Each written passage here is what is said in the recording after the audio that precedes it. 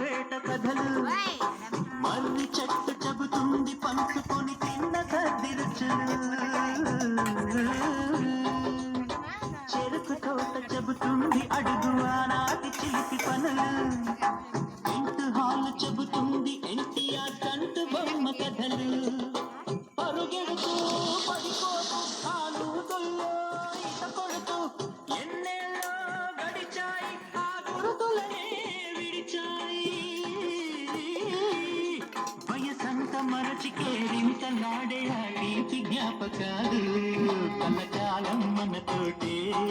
ఎన్నంటే ఉంటాయి మనలాగే అవి కూడా విడిపోలేనంటాయి